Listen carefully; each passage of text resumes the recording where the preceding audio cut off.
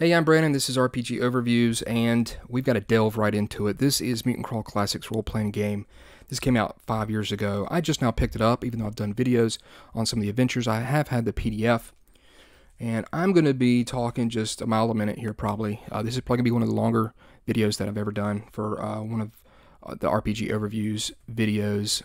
There's a lot to say, and some of it good, some of it bad, so I just want to dive right into it. So this was the cover that was available at my store. They had DCC RPG Day recently in the past here, and this is kind of the exclusive one they had for that DCC RPG Day, so I picked it up. So after 5 years, I finally picked up Mutant Classics. So just so everybody understands where I'm coming from, I have worked with William McAuslan with the Mutant Epoch, his game. And he's got art in here, and of course he's got all of the Mutant Epoch line, and I've also written some stuff for it as well. So just so that we put all the cards on the table, you understand where I'm coming from. I do like a lot of this game, and I'm going to be talking about the stuff I like and I don't like about it, but a little bit of history about it as well. This is what I'll be going over. This is the glow-in-the-dark cover by Stephen Pogue. It looks pretty cool. I like it. It's different. I like trying to get some stuff that's different. And of course, this is a DCC RPG Day exclusive, so you won't see this cover around again. So it glows in the dark. The eyes here of the monster and these the lights of the bars there, it glows. And there's also this monster on the back. Its eyes glow. I wish there was a little bit more that glowed, but it is what it is. It's still pretty cool. You see here, DCC Day, it was July 15th, 2023.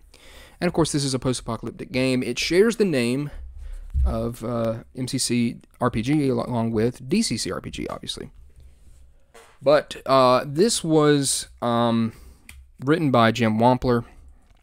And let's just go back in time a little bit. There was a playtest, I believe, for this. And from what I've gathered from my sources, and these are friends of mine, and what I've read online, is that it wasn't received very well. There was a lot of issues with it.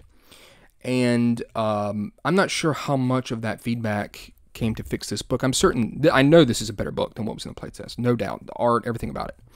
So that was a positive thing. It's just, there's some other things that should still be addressed with this game and need to be brought up. So I'm going to delve into it. So if you want to go along for the ride, I believe this also glows. Yeah, this MCC RPG right here glows on the spine. So that's pretty cool. I remember as a kid, anything that glowed in the dark was just absolutely awesome. So I've already slid it a little bit so I can just grab it and rip it, and I hope I get this all in one shot. Because if you haven't been following my channel, just so you know, I do not believe I've done it. I don't think I have ever, unless I've just edited out some at the very end. I just kind of stopped it. I don't do any editing of these videos that I do, over 300 some. I just talk, and sometimes I admit I've used a script. Maybe you can figure out which ones those are.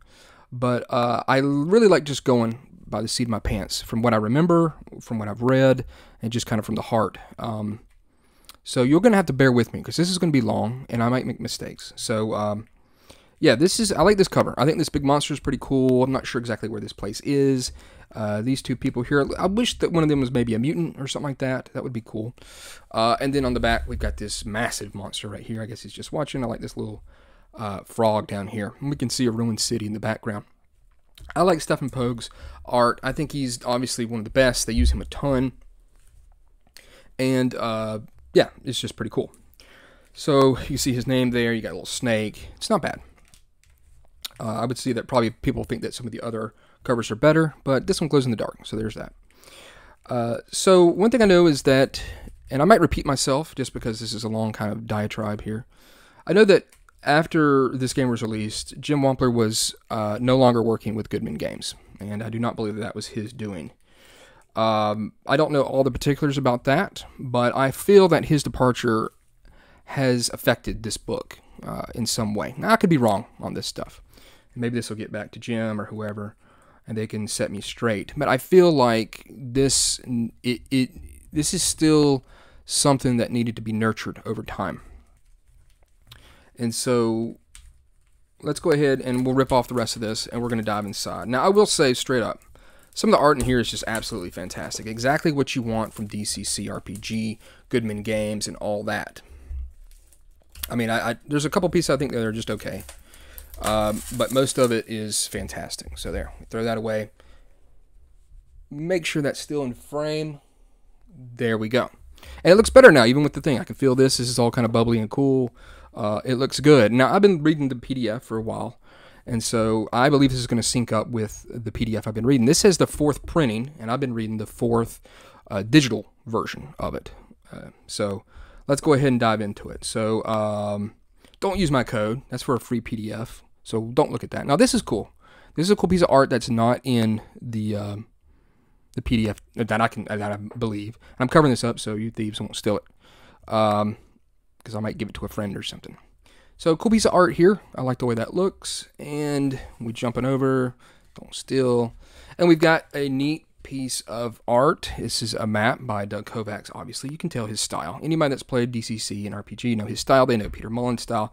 I mean, these guys at this point are just, they're very well known to us, and so we can just easily point them out. Excellent piece of art here, cool piece of art here. But then I look at this and I say, this is a map with nothing really on it. I mean, it's got topographical stuff, but it doesn't show like anything that for me that's going to generate any type of ideas about an adventure, a campaign, or anything like that. I would have loved to have seen like a little spacecraft crashed here, or like a little dome tower. Maybe it's a science place, some sort of institute or something like that. And so, to me, this map almost kind of encompasses everything about Mutant Crawl Classics. It's there and it looks great, and if you delve deeper, you'll notice that there's some stuff that's missing, or stuff that you have high expectations for it and you end up slightly disappointed. Now, some people will probably say that this is my most negative video, and it probably will be, but I want to reiterate something. This is an awesome game. I would not have picked this up had I not think that this is an awesome game. And one of the things that's the strongest for it, and after doing that last video I did for Mutant Crawl Classics, the adventure, it's just like DCC. It's built by its strength is its great adventures and modules, and that's what really elevates it for me, and it's why I wanted to pick it up. Obviously, to show y'all the book, and I know of course there's tons of videos out there now about Mutant Crawl Classics, so hopefully you'll enjoy my thought process behind it. But this is great. I mean, you got a Plantient here, Manimal, you've got some robot stuff. That's Peter Mullen. That's just absolutely great. So we're just going to kind of go through it. This will be kind of long. So it says 4th printing, and you need to take note of that. This is very important, because there are errors in this book that have not been fixed. And I'm not going to, I'm not going to point any fingers exactly at anybody. I mean, there should be a lot of blame taken part in it. But, dang it, this stuff should have been fixed by now with a 4th printing and digital and stuff like that. And that ultimately is the issue. It seems like this book itself, and while they might be putting out adventures, has been left to kind of show some blemishes. But excellent art. I mean, look at this. It looks fantastic. Exactly what you expect from Goodman Games. And that's one of the things, too. This is Mutant Crawl Classics, compatible with DCC RPG. So to me, having Mutant Crawl Classics up there with DCC RPG, and of course, if you watch my channel much, you know that probably a lot of us like Dungeon Crawl Classics, and I think very highly of it. And so to give it that name, it makes it have a certain amount of gosh, what's the word? You expect a lot from it, I guess I should say. Not a word, but I guess a sentence. The expectations are high. And so you want it to be a certain caliber. Now, here's a great table of contents. Excellent art. And there's some new artists and stuff I haven't really gotten known exactly who they are, but they've done a great job. So it's kind of stuff all over the place and very cool. And here's Mr. Jim. Here's James Ward, his foreword. Of course, James Ward is legendary to me. I mean, the man is absolutely legendary in the world of TSR and D&D and everything else. And I was so happy to be able to get his signature and to meet him. And now here's what Jim Wampler's got to say about the book, and this is some great stuff. Great reading and some great insight into the making of it. And then we've got our introduction, and it's going to break down everything. The setting, Terra AD, the ancient ones. Using it as a campaign setting. The climate and ecology. And of course, great small pieces of art here and there, half pages, quarter pages, things like that. Excellent. Inhabitants and creatures, a great intro, letting you know all about Terra AD and what happened in the past. and the great disaster that befell the world. Now, I'm not going to get too much into the actual, the setting that's there. Which one thing that's cool. It's different than obviously DCC. While DCC might have some gods and stuff like that in place, this has a little bit more of a setting to it, which of course you kind of need, I think, with this. And so one of the basics that you have to put your mind into with this game is that your characters are borderline, they live in a Stone Age, in essence. That's their mentality before they get the artifacts and stuff like that of the ancients. And that's to the extent of their knowledge. So it's very, very small. So keep that in mind. That's a basis for the game. And I think a lot of people probably forget about that, okay, when they're looking at this game. So excellent art. I mean, look at this. It's just, again, we're right in the middle. This is a DCC book. I mean, this is a Goodman Games book. Now, one thing I think is kind of strange with it is that I don't know what the layout choices were. I'm not 100% sure. A lot of full pieces of art like this have this white border on it. I wish they didn't. Now, a lot of the header, like the different chapter art done by Doug Kovacs, most of them, I believe, possibly even all of them, it's all full page. And I wish these were all full page as well. So I don't know, unless they just wanted to have the page number down there to help you out. I wish these were given full art layouts there. So that's that. So here's our basic mechanics and stuff like that. How is this game different from what I have played before? So that's very good. And then we've got our character creation. And this is where we're going to hit our first kind of bumpy ground. All right. So again, great Doug Kovacs artwork. I mean, Doug, you can just look and it's instantly, it's Doug Kovacs. Very cool. Very cool art. As you can see, part of this section here, it's full page. So we're going to talk about the character creation, the weird dice, the dice chain. We know all that. Every piece of art is pretty much awesome. Here's our ability scores. Nothing out of order so far. Here's our ability score modifiers.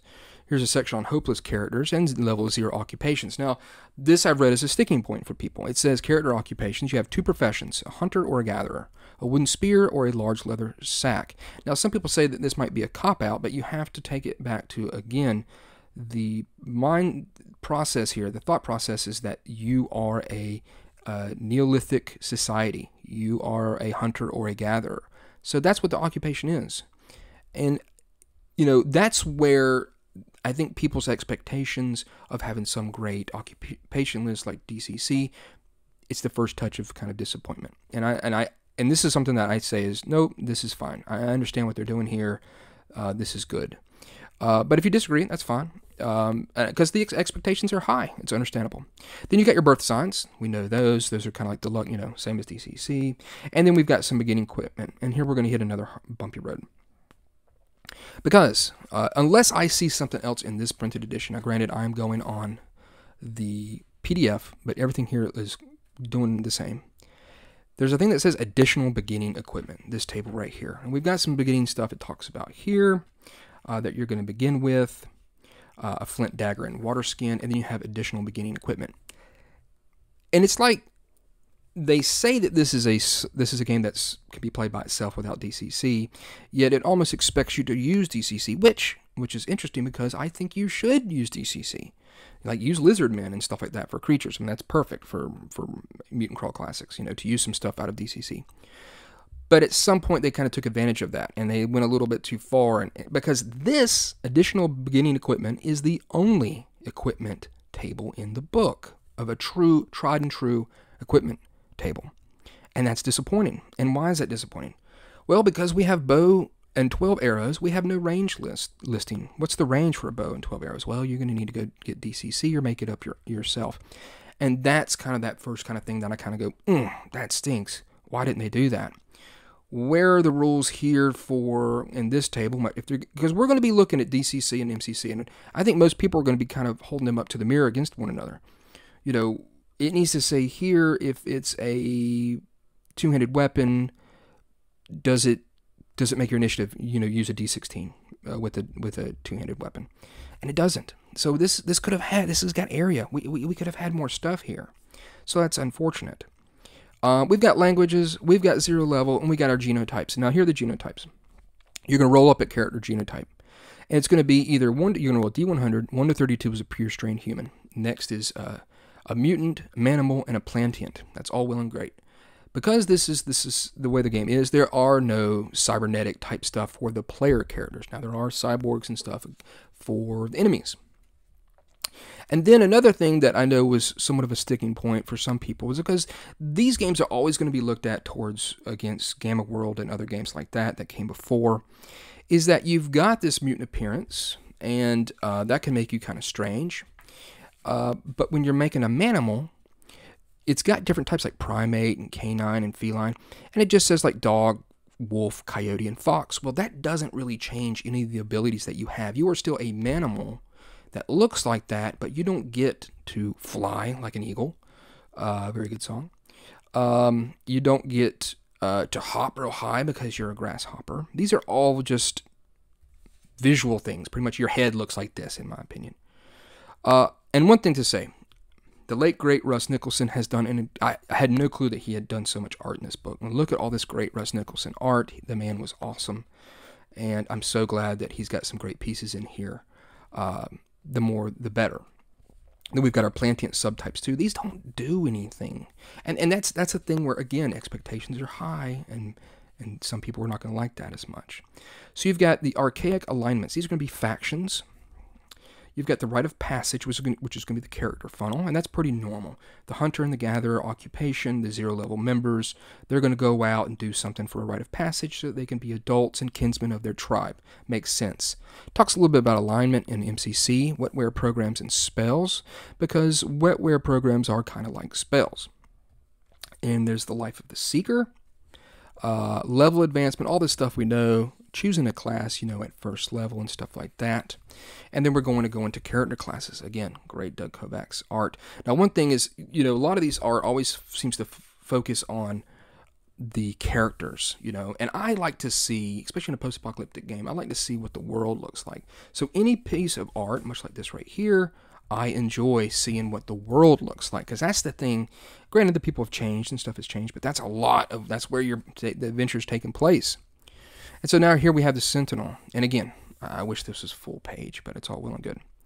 And the Sentinel is in essence going to be your warrior. Now, one thing that people wanted and that they don't have is a Mighty Deeds die. They don't get any Mighty Deeds. It's not in here. So my thought process, I was trying to rationale why that is. And the only thing I think of is even in DCC, you have a much better, stronger civilization structure when it comes to training, weapons, military, and stuff like that. Now, granted, while that doesn't really make sense with Mighty Deeds, because that's really just off pure imagination, how you're going to make an attack and what you're going to do, that's going to be fantastic. It could have been here, and I think people were expecting that, or something that to take its place. So probably, I'm certain a lot of people have grabbed that from DCC RPG, and that's not fantastic when you've got to go grab something from the other book. To feel like you're making the character. And that's only because some of the other characters are much more fun, much more wacky, and much more gonzo. And this still, to me, goes back to the DCC thing, where wizards are absolutely fantastic to play, and everybody loves playing them, while some of the other classes are not really chosen as much. I'm looking at you, the cleric, because I have some issues with the DCC cleric. It seems like anytime I've played a game, everybody looks around and is like, is anybody going to play a cleric? And begrudgingly, somebody does. And mainly because it's a punish you, push your luck type class. But let's talk about this some more. So this is the thing about the pure strain humans, okay? Because I've been thinking about this. What makes you want to play one of these? Well, for starters, you regenerating your luck is a big deal. You being able to be recognized by AI is a big deal. And the reason that's going to have to be a big deal is because your judge is going to need to pull that out and make that a strong thing for pure strain humans in their game. Because if not, they're going to be overshadowed, I feel, by some of the other classes. And that's on the judge's side. Cool piece of art. And so they get, their action die, and they've got everything is normal. They get a good artifact check bonus. And they get an artifact bonus die with weapons and armor.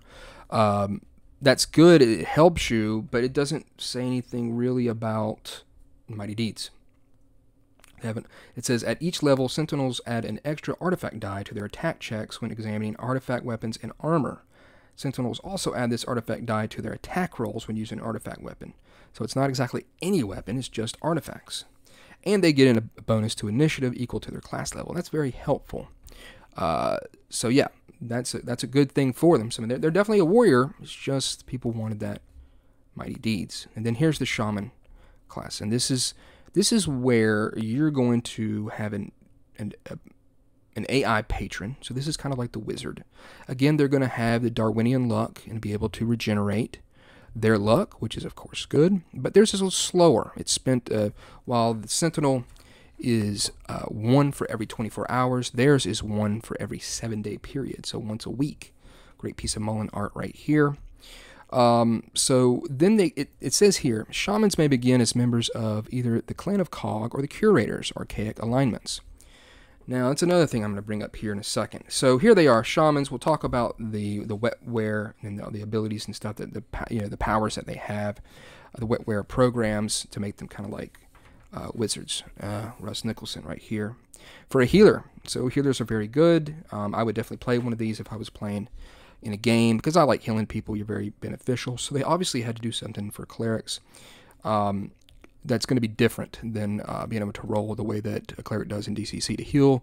So by day, each day, you're going to be able to get a certain amount of natural healing abilities to heal people. They're going to be on a 1 per 24-hour Darwinian luck, and they've got the AI recognition. And then it says here that they can be part of the clan of Cog or the curators. At level 4 above, they might be able to get accepted into the Holy Medicinal Order, which is, of course, very good. And you probably want to do that. And they know a lot about medical artifacts, so it's cool, right? And then the rover. So the rover, I feel, gets a bit of a bad hand here. They do regenerate a lot of good luck, so that's really good. 2 points for every 24-hour period, fantastic. And they're good at circumventing technology of the ancients when it comes to artifact doors and security systems. And they have a knack for artifacts in their artifact check, very good. But it's almost like a half thief. You don't get a backstab. Now, again, I believe that has to do with the fantasy aspect of a thief, and it's something you could add to it. But again, we shouldn't be adding anything to this game, in my opinion. So that's disappointing. I don't know if I would play one of these, other than having that luck. That's just me. Mutant, and this is where we start getting cool. And this is where a lot of people are probably going to play. Now, a mutant horror, they get a bonus because they're so crazy in combat. You see them, people freeze up, so it gives them an initiative bonus. And then they're chaotic when it comes to their mutations. They can reverse evolve, of course, which is crazy. They're not good at artifacts. They can rad burn, which is kind of like spell burn for their mutation stuff. Well, it's pretty much when they're exposed to mutations or other mutagens, they can either gain or lose mutations. And then glow burn is like spell burn, where you can make your mutation power get boosted. Okay. And then, of course, AI recognition, they're not as good at recognizing because you look weird. And it says right here, the clan of Cog is who they can join right in the beginning, or the children of the glow. Now, remember that, because this is a sticking point for me, okay, the children of the glow. And then they've got, they got their fortitude, all that stuff, so on and so forth. And of course, they're going to have mutations right here. Mutations, first level, they gain a random 1d3 physical mutations and 1d2 mental mutations. So we got that going on. And then we got the Manimal. So the Manimal's cool. It's just, it says here you got a 1d4 bite or claw melee attack. And that's where a balance thing, I think, comes into play. That was disappointing for people. But, if you play a tiger in some other games, you're going to have like a ridiculous amount of attacks, like natural attacks. You're going to be unbelievably ferocious. And so I feel like this was pulled back again for some, for the game, for a balancing aspect. And again, expectations are high. Disappointment is now high. So I don't mind it. I see what they were trying to do with this, or I see what Jim was doing. Of course, artifacts they're not good at. They're good with more animals that they're with. They have rad burn, so they can either gain or lose mutations, and they can glow burn, much like I talked about before. And you know what? I might be completely wrong. Let me see. Is it the Children of the Glow? I think it is. Yeah, it's either Children of the Glow or the Chosen Zoo. I have to make sure. That's the one I want y'all to keep into your mind, okay? Great piece of art right here. But there needs to be more pieces of art of Manimals and Plantians in all these type of games. So I'm glad to see it here. This is a great piece of the Plantian. Now, the Plantian is interesting. Of course, it gets mutations as well. It gets a natural attack, it says a natural D4 thorn or spine missile attack. So it can make a missile attack. That's interesting. They are bad with artifacts, not as good. They have a fragrance pheromones, which is interesting, and they're also very lucky as well. And they regenerate luck at a rate of 2 luck points per level per 24 point period. So that's cool. They gain 2 points of luck for every 1 point spent. They are pretty much a halfling from DCC. They can hide really good if they stand still. They can rad burn and glow burn. And one thing that's interesting about rad burn, should you lose all your mutations, you pretty much turn into a tree again, back to a tree. And then they've got their archaic alignment. Oh, well and good. Then we're going into mutations. The Kovacs right there. And so what you're going to have is rad burn losing and gaining mutations, because whenever you roll a 1, you might gain a defect, you could get a physical mutation, or you could get a mental mutation. Okay, so that's interesting. And there's active and passive mutations as well as, of course, defects. Now, to make a mutation roll, here's a William McAusland piece of art there. It's very good, of course. Is you're going to roll a d20 plus your class level. And then you're going to compare that to that particular mutation's result, much like a spell in DCC. And then, of course, glow burn, you can burn up your physical attributes to raise that check up higher, okay? And, of course, I mean, I'm not going through everything here, obviously. So here's our mutations, and here's mega mutations, which you only roll those on a 99 to 100 down here at the bottom with these two. And this is if you roll high here, you don't get a defect, but you gain a mutation. It doesn't say which ones those are. You could always, I guess, roll again to see which ones those are going to be. The mega mutations are very powerful, and some of these mutations are extremely powerful. And then we're going to break into it right here. You've got active and passive. Now, one thing that's interesting is that when you level up, you can re-roll, because when you have a passive mutation, you can re-roll that passive mutation. It could become stronger or worse. So while this is an active thing, you do that every time. We have a passive one here, like Carapace, where you are going to get this locked in. So let's say you roll an 18 to 19, you're going to get +4 to armor class, +2 to fortitude saves, and your speed reduced by 5. And when you go up in level, you could try to re-roll that. You could get something worse. Like if you rolled a 1, it gets replaced by a defect. And it's the constant evolution and change of your body. I'm not going to break down all these mutations. And you can see, check them out for yourself. But most of them are pretty standard. There's some standard ones, heightened abilities and stuff like that. And there's some ones that really think outside the box, which I really enjoy. Are they missing some? Of course, they'll always be missing some. I mean, people have made mutations in other post-apocalyptic games just in crazy amount. There's some fun pieces of art too, obviously, kind of comic book style. But I think overall it covers all the bases of cool mutations. All right, and then here's mental mutations right here. I love this mug's face, as he can just absorb damage, and yeah, and you can even absorb at some point and gain hit points from it. So that's interesting, a very good mutation, and powerful. Russ Nicholson, once again. Death field generation, de-evolution. You're able to telepathically alter the genetic code of target living creatures, regressing their DNA along evolutionary lines. Very powerful, very cool. I like that piece of art there. And we're just going to go through it, as you can see, because I want to get really to the nitty-gritty of the good and the bad. Great, I mean, overall, cool mutations. And having different, things you can roll up for those is cool. And it makes it chaotic and very much DCC RPG, and that's exactly what we want. Doug Kovac's piece right there is very cool. And then here's our defects. We've got it's coming up, we've got our bookmark there, our little book ribbon. Okay, we continue going, and because this is a lot, then skin, these are defects, you don't want these. Most of these, I believe all of these are passive. There might be one active one, I'm not sure. And then here's physical mega mutations, and these are very strong. And, that's always the thing about post-apocalyptic games. I mean, you just got to throw balance out the window. It's not going to happen. And that's where you've got to try to make, I think, those pure strain humans stronger in certain aspects. And if not, your judge and their campaign is going to have to make them stronger. So we're trucking. Mental mega mutations. Some big sections here. Big write-ups. There's our ribbon right there. And some great stuff. Again, fantastic. Another Doug Kovac's right there. Combat and skills. Now, this is all fairly well and good here. Some Peter Mullen there. Everything's great. Marching order, fumbles, attack rolls, more Russ. It says missile range, fire range is short, medium, and long. And of course, it's like they focused only on the artifacts, and that's where we don't have them for that beginning equipment section, or those things. Critical hits, all this stuff is pretty much what you think of and would expect to have with the different character classes, and some fun criticals. Critical hits by monsters. I just love all the art and all the different little places it has. This is a great piece here. Death and Dying. All fairly standard stuff. Other combat rules, so that's pretty helpful. Grappling, getting caught on fire, and things like that. And then, have I missed it? Have I gone past it? I haven't. And here's all about how to make wetware programs. Making a program check. This is for those shamans. Tribal skills, how to make the check. It's going to be a D20.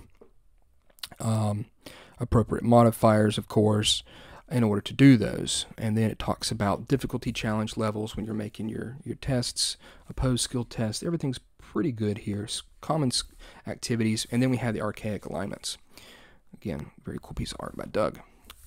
So here we go with some of these. Now, so we've got the Clan of Cog, and they're kind of like the default. And what they do is they tell you about them, and they say qualifications, benefits, and then a secret sign that they have.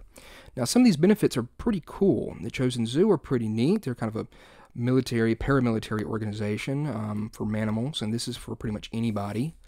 And then you got the Children of the Glow. And now this is where I need help here. Open to mutants, manimals, and plantians, but primarily composed of mutants. They worship radiation as the divine personification of fate. So you can get this right off the bat. And what is the benefit for it? Members add +5 to all mutation check rolls, or when gaining a new passive mutation or defect. This is massive. This is a massive bonus, +5. And there's nothing, it says qualifications. Has to be like-minded. Applicants must undergo a trial consisting of spending 1 week in a known radioactive area and surviving the experience, providing the devotion and piety of the individual belief in the glow. And then they get +5. It doesn't really, I wanted to explain, how did you get this huge bonus? And you start off with this. So, what I would do is say, okay, you start off with these guys, but I'm going to have you do this whenever we're playing the game. Now, granted, most people are just going to probably jump right into an adventure, because that seems to be kind of the thought process behind a lot of these games. But this is a huge benefit, and I would expect that to be more like +2 or something like that. Or at least explain how it comes to be. So it's always kind of like there's something there, and it just needs a little bit more. It needs a little bit more time in the oven, or explained to you. And so here's the curators. They like items and stuff from the artifacts. They get +1 to artifact checks. Okay. Well, I'm a mutant, and I've got children. I'm part of the Children of the Glow. I get +5 to my mutation checks. Incredible. We've got some other good ones here. And then these are the bad ones. The Gene Police, the Blessed Brotherhood, also known as the Vile Brotherhood, and then the Techno Rabble, which I like that a lot. These are all turds. Now, I would have liked for one to have been, and I'm going to say it, kind of like the way it was the way it is in the Mutant Epoch, where you have a mutant, like the manimals that are trying to just wipe out everybody else. Now, there are mental mutants here with the Blessed Brotherhood. They're technically open to all mutants, and they want to dominate and stuff. But it would have been cool to see kind of an opposite thing, where there is a group of manimals or plantians that want to take over. And these can't be played by PCs, so they're not. It says that. Okay. Now, of course, you could break those rules all you want. There's no benefits if you did do that. If you wanted to have a campaign like that, if you want to be part of these turds, then that's up to you. So, really, I would have loved to have seen how these different factions interact with one another. Obviously, these guys are turds, right? And they probably don't go well with them. But it would have been nice to see a little bit of section here that says, they're at odds with the Children of the Glow, or so on and so forth. The curators, they don't get along with too well, or whatever the case may be. A little bit of conflict and strife amongst themselves. But that's just me. That's kind of what I want. Then we got artificial intelligence. Now, this is a strong thing of the game, and they had to say, well, how do we redo patrons? And what they did was they did AI patrons. And AI is a big thing, recognizing you as something that can be interacted with robots, holograms, androids, and computer AI. Obviously, they're programmed, since they're ancient, to be more, to recognize humans. And so you've got this recognition role modifier here. And that's all well and good, and that very much makes sense. And that's something that, again, if you're playing with pure strain humans, you need to use this and make it a benefit that they can interact with robots. And, oh, haha, maybe you're a mutant, you didn't do it so well, or you're an animal, they don't like you. And this is a balancing thing, in my opinion, okay? And then there's clearances and stuff like that. And then there's artifact AIs, patron AIs, and I'll get to that section when we get to it. Now, here's the thing that's boggling to me. I don't really understand this, and this is just me as, seeing something that's usable. We've got table 6.2, artificial intelligence by type. I don't see how you would use this. It's all right here. Androids, immortals, simulants. This is to me, I think this is a pointless table. I don't really understand why it's here. Because there's never a time where, what is an agrobot? Is that a robot? Oh yeah, I see it here by type. And this is a big thing. And it just is a thing that is one of those little things that kind of irks me a little bit. But we got some cool stuff here. We've got androids, we've got replicants, we've got computer AIs that are pretty fun, cyborgs, and it's cool that they're in there. Holograms are interesting. You can have lights, a soft light and hard light one. There's these little tiny light bugs. You can see them in the middle of these characters here, these holograms.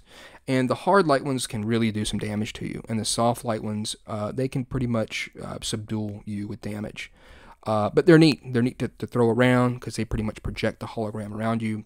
And then there's an ability for you to pretty much be resurrected in a hologram. But these are cool. And you'll see those in adventures and stuff like that. And they're different. Now, I like the personal assistants, mundane items that there are personal assistants. And this picture just actually, look at this guy's face. He's ready to shoot this gun. Warning, 892 firmware system error. Please wait while device reboots. I think it's hilarious because he's in the thick of it, obviously. And he's like, ooh, damn you.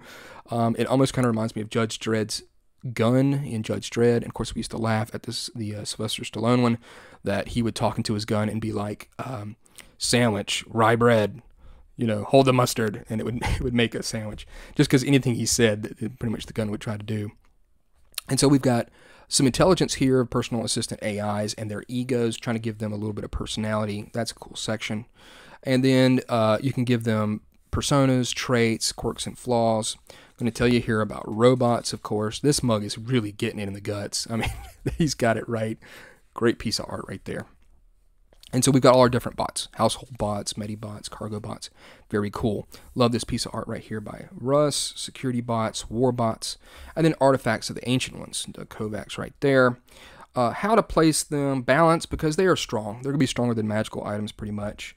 How to describe them, I like this a lot, the literal description and the abstracted description. If you just want to tell them exactly what it is, or give them a more, hey, this thing looks like a stick, or it's a moving chunk of shiny rock, roughly shaped like you and your friends. That's the household bot. So I like the different things there. And then you've got artifact checks, which is interesting. You've got complexity modifiers and tech levels. Tech levels are not that big of a deal. They are pretty much just categories to let you know how they are. The maximum tech level that a PC can understand is based on their intelligence score. So I mean, it does matter, because if you have someone that doesn't have much intelligence, then obviously they're not going to be able to use that artifact. But the complexity modifier is the big deal. It represents a more specific and concrete measurement of the artifact. And what you're going to do is, when you make an artifact check, you want to look at it and see what it's all about. You're going to make a check. In order to attempt to understand the use of artifact, characters make an artifact check roll of 1d20 plus their intelligence modifier plus their class artifact check bonus. That's things that we saw back in the past for the different classes, minus the artifact's complexity modifier. Now, you're not going for a certain DC number. What you're doing is you're going on this table right here, okay?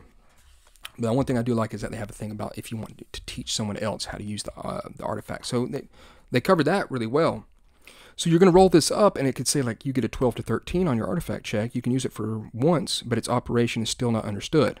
Or if you roll up high, the artifact activates and its operation is well understood. Minor repairs may be attempted with successful DC 10 intelligence check and correct tools and materials. So I like this. I like that it kind of changes and alters, and it's much better than Gamma Worlds like try to figure out with its little graph thing and trying to these little nodes and stuff like that. That was, honestly, it was asinine.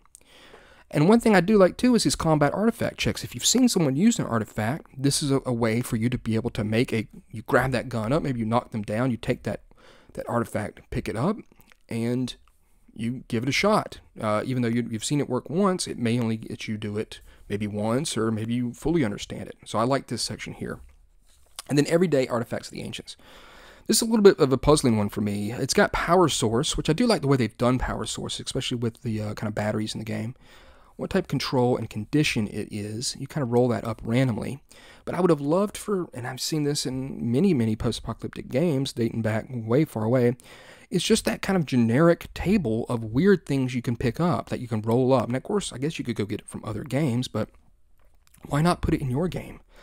It's just things like, and of course, maybe the things didn't survive the Great Disaster, but, a record player, a pool ball, like a pool cube, I don't know.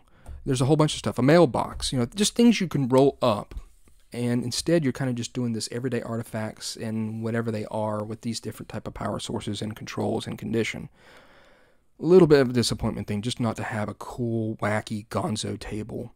And of course, the Mutant Epoch has those a lot, so I am putting my head back into that. I've created them myself, and I would have liked to have seen one here. I think that would have been fun, and, it's missed, I believe. And so we got a cool piece of art here, again by Doug. And then we've got one of these, look how big this is. To me, this is useless. I don't understand this table. Pistols. We got the different type of pistols. If it would have page numbers, that would have been beneficial. It doesn't. It's not useful. And it's taking up a whole page. Because here we've got pistols, and there they are. Phaser, Gausser, laser, maser. It's exactly the same as right here. So, I mean, what is that rifle? Is that rifle a rifle? Yeah, it is a rifle. What about that grenade? Is that grenade a grenade? It is. You can see it's listed there by type. It just doesn't make sense to me.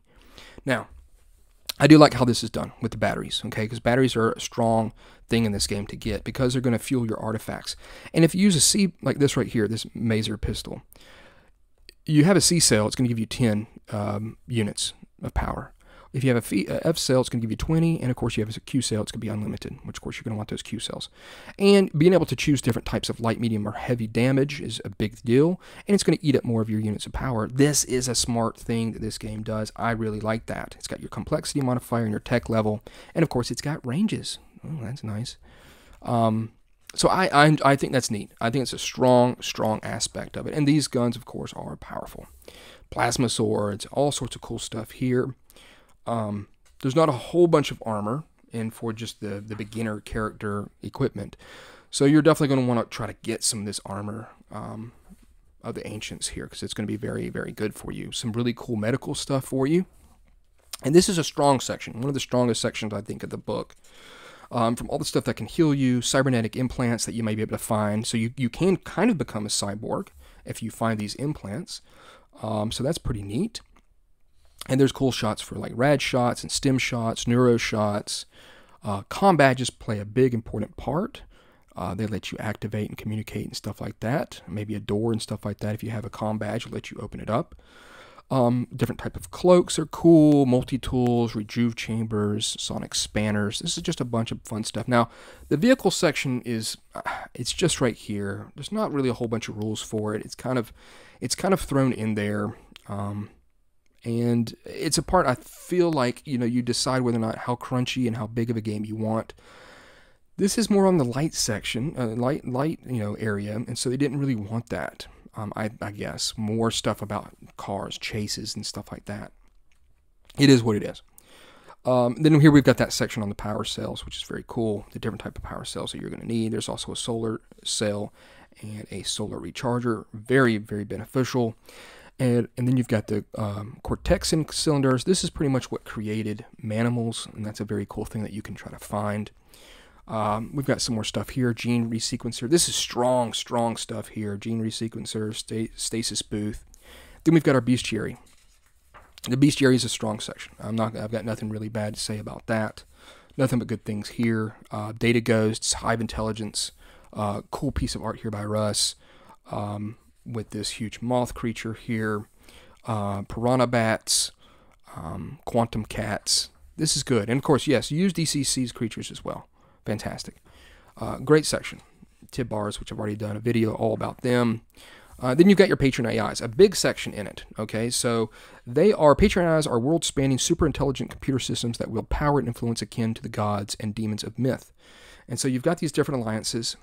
You're all going to get this patron AI bond. You have to go find a shaman of that patron, which I think is a smart thing as a role-playing sense. You just don't all of a sudden get the knowledge instantly into your head. You have to go to a shaman and then learn this patron AI bond. So that's cool. I like a lot of this art here. This piece of art is cool. I love the way this guy looks. Absolutely fantastic. And then you've got one of our first ones here.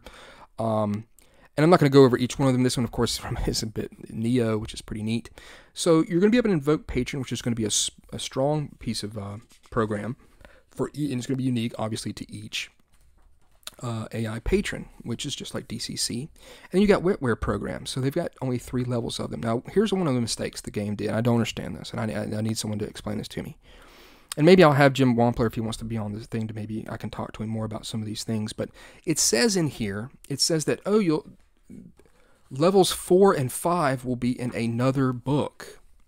Well, DCC has always been known to be a thing where you don't need another book. People have been asking for other books, and people say, no, this is everything you need. And so that level 4 and level 5, they just shouldn't have written that in there. That's not in the thought process, in my opinion, of what DCC has done, what Goodman Games has done. It's just outside of the scope. They either shouldn't have written it there, or they should have taken some time, made this a bigger book, and given you the higher level wetware programs. Now, a lot of these are very strong. Some of these are not too strong. All right, here, the shaman is able to manipulate electromagnetic fields in such a way to unlock a computer-locked or warden portal. It's not very strong. That's all well and good. And you may not be able to get all 3 of these things, these different programs. EMP, the shaman emits an omnidirectional electromagnetic pulse that disables technology and stuns living creatures. That's a great one. Of course, that's the level 3 one. And then we've got some other great ones. And this is, like I said, this is a great section. It's just, that's the one thing that just kind of irked me. To me, that's outside of what DCC does. It does not tell DCC, and I guess that's my expectations of it. And now here's my disappointment, is that it does not, they don't do other books. So in my opinion, MCC RPG should not have done other books. And it's obvious that at this point, after 5 years, we're not going to get that other book. And it does say that it might be maybe in third-party books or something like that. Maybe they left it open to, in that respect. But that kind of irks me. This is strange. I didn't think that there would be a big piece of white page in this thing, but it's all well and good for all the art that it does have. So some of these are turd patrons, and a lot of them are good, and they're cool, and they're strong. This guy's absolutely awesome, but he is one of the bad ones. But I like him a lot, and they explain where they come from back in the ancient world. So I do like that they explain what they're all about and how they've changed over these many, many years. Cool piece of art there, a little bit different. And we're still going. This is also one of the turds as well. He's one of the rich and powerful AI patrons. So big section. And we're still doing it. And yeah. And I do like that they give you all these different patrons. That's a good thing. That's a bonus. I like that a lot. And we're still just going to go, because I can't go over this. I know this video is already going long. So I hope you've stuck with me all throughout this. And then we've got optional rules. Cool piece of art right here. So let's look at the optional rules. And it's a mixed bag, man. Crossing the multiverse.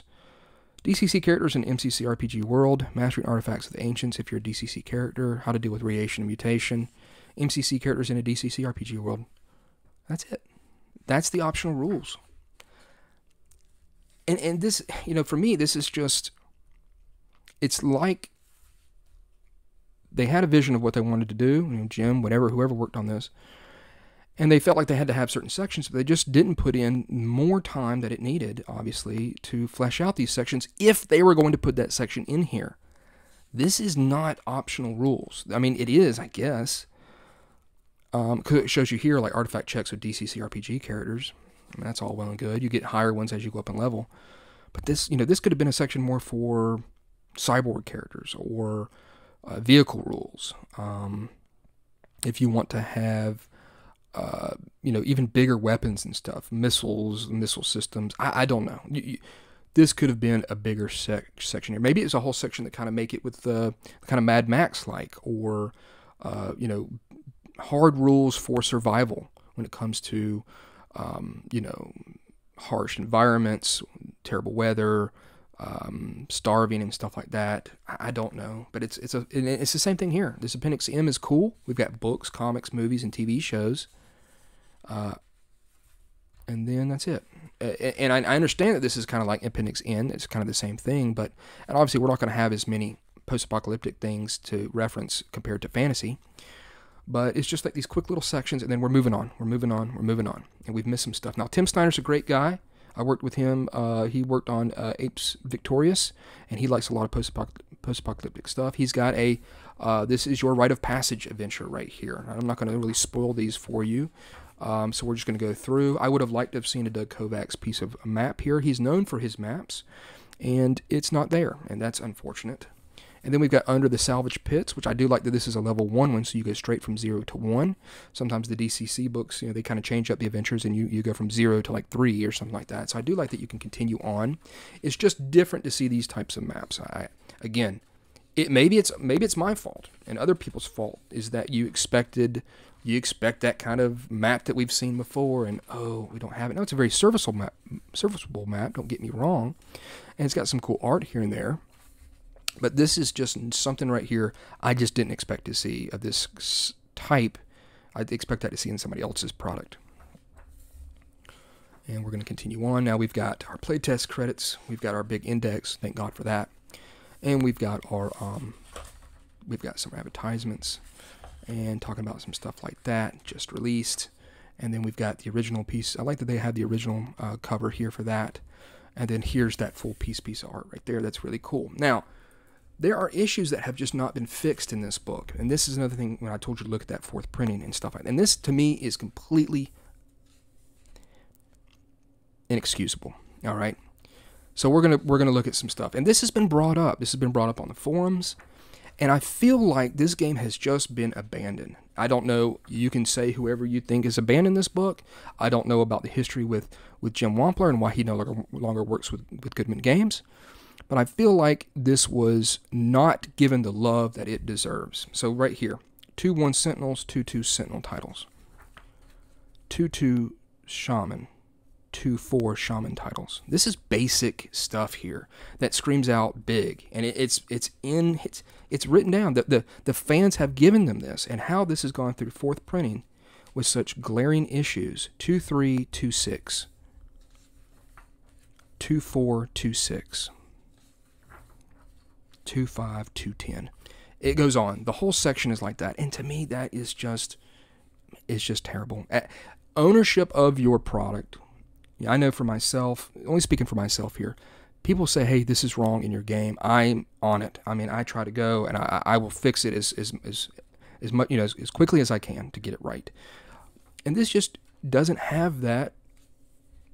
I don't know. It doesn't have that that love behind it, and I think that's very unfortunate.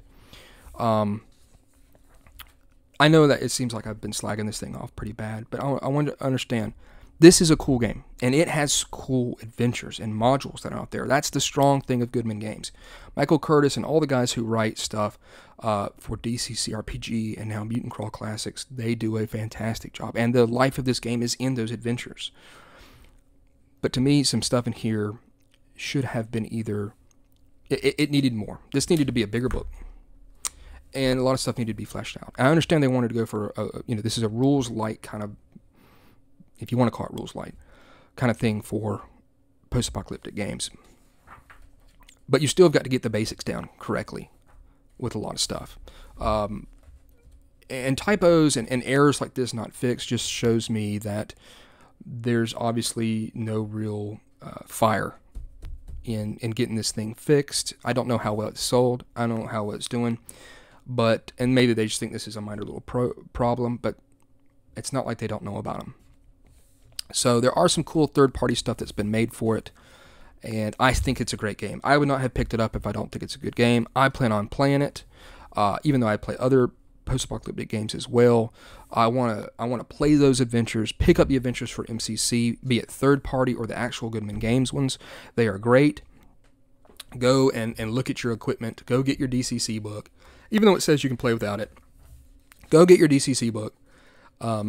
Because you're going to need ranges, and maybe you're going to need some other stuff from it.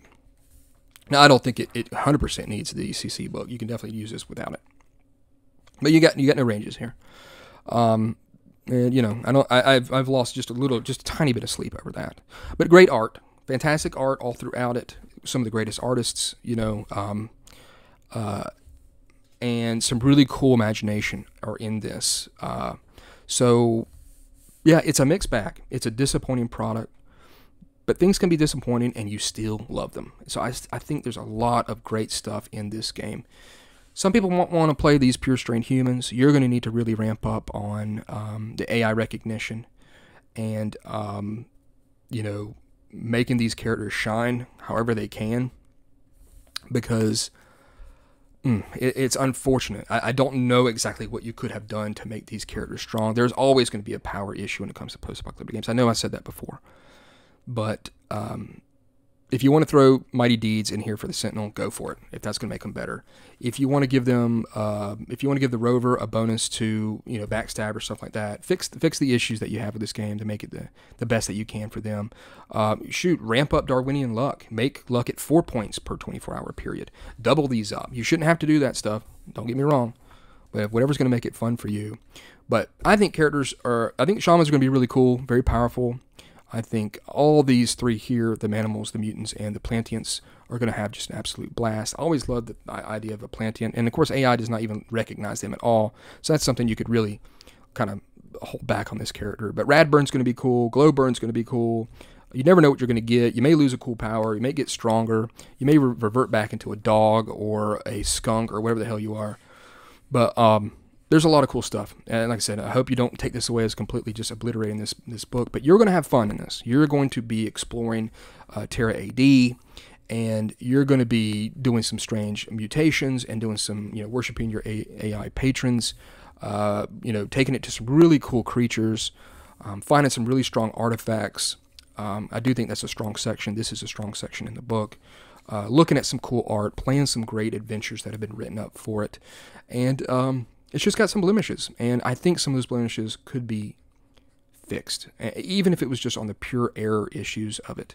But much like this map, I see it, and I see stuff that could be better about it. And granted, I think Doug Kovacs is a great artist. But imagine what we've been seeing. Of course, you know, I think of that as myself with Weird Frontiers, working on that map, and that thought process behind that is putting things here that would generate campaigns and ideas and be a catalyst for imagination. And I just don't see it on this map as much as I would like to. So there it is. There's Mutant Crawl Classic. Still a great game. Like I said, I would not have picked this up had I not thought it was good.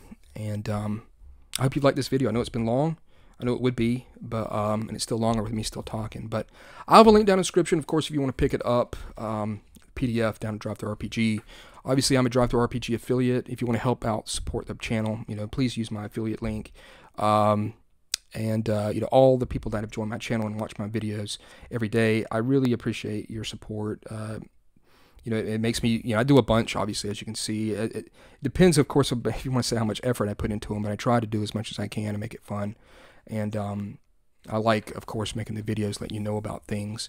But thanks for everybody for supporting my channel, like I've said. And check this game out. It's still really good, and it deserves a little better. But you can still have a lot of fun with it, and I hope to as well. So there it is, Mutant Crawl Classics. Thank you.